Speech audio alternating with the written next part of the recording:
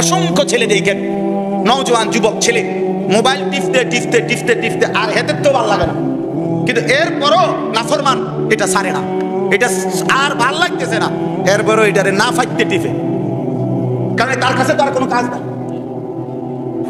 এই মাতাল তো আর কিছু চেনে না, এই মাতাল তো আর কিছু জানে না, সে তো জানেই শুধু এই মোবাইল, সে তো চিনেই শুধু এই মোবাইল, সে তো বুঝছে তার পৃথিবীতে বানাইছেই শুধু মোবাইল টিপার জন্য, আর মোবাইলের বানাইছে তার জন্য।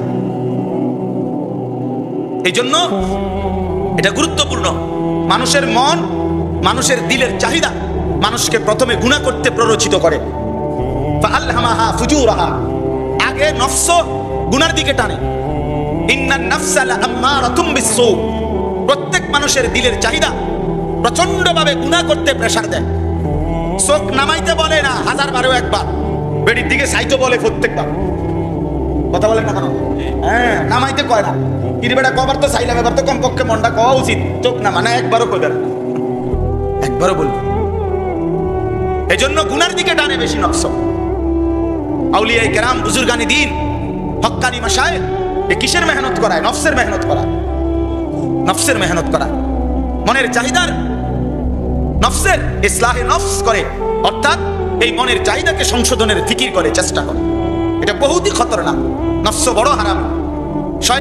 এই সময় তো আরেকটা শয়তান ছিল না, কথা বোঝেন নাই? শয়তানরে যেদিন শয়তান বানাইছে সেই দিন তো তারে আরেক শয়তানে বানায় না, আরেক শয়তান নাই তো, এই তো প্রথম শয়তান। তো তারে বানাইলো কি? তারে বানাইছে তার নফস। হ্যাঁ, এই জন্য শয়তানের চক্রান্ত দুর্বল, কিন্তু নফসের ধোঁকা ভয়ানক। শয়তানকেই নফস বলছে তুই বড়। কেমনে বড়? তোরে আগুন দিয়া বানাইছে, আর উনি আদম ছোট। কেন? তাকে মাটি দিয়া বানাইছে। মাটি দিয়া বানাইলে ছোট হয়, আগুন দিয়া বানাইলে বড় হয়। এই ফালতু যুক্তি নফস শয়তানের দিছে, দিয়া দিছে ধরা, জীবনের জন্য শেষ। আল্লাহ আমাদেরকে মাফ করে দেন। আমার ভাই, আমরা যারা এখানে বসছি, আমাদের প্রত্যেকে আল্লাহ তাআলা আমাদের কাছে দুইটা জিনিস চান।